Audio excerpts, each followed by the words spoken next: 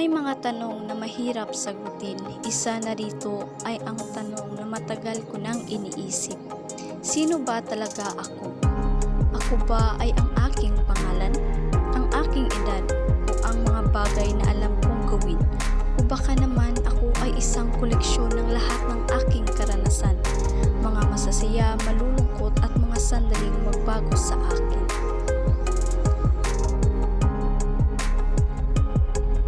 Noong bata pa ako, simple lang ang buhay.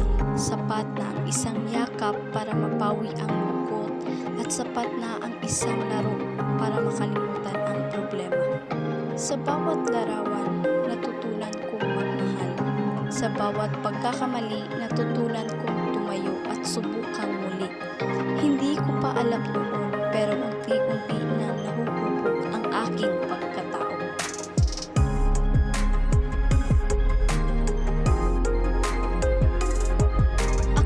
Nagmula sa isang masaya at kumpletong pamilya. Nabuo ang aking pagkatao dahil sa aking ama at ina. Ako si Sarah Sampilo, isinilang at nabuhay sa mundong ibabaw noong February 1, 2005. Mayroon akong 4 na kapatid, 3 babae at 1 lalaki, at pangalawa ako sa 5 magkakapatid. Noong bata ako, mahilig lang talaga ang laro. Walang ibang inaatupag kundi ang makipaglaro sa mga kapatid at ibang bata. Nakatira kami noon sa Purok 12 Bulan, Magatas, namumuhay ng simple at payapa. Pero hindi laging madali ang buhay.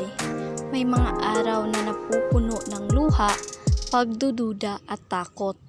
May mga pagkakataong tinanong ko ang sarili ko, tama pa ba ang ginagawa ko?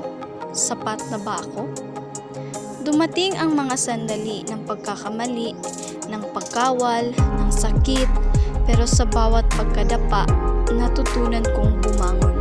Sa bawat sakit, natutunan kong magpatawad, hindi lang sa iba, kundi lalo na sa aking sarili.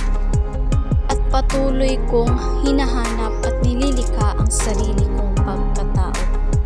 Kaya kung tatanungin mo ako ngayon, sino ako? Ako ay isang taong patuloy na bumubuo ng sarili kong kwento. Ako ay ako.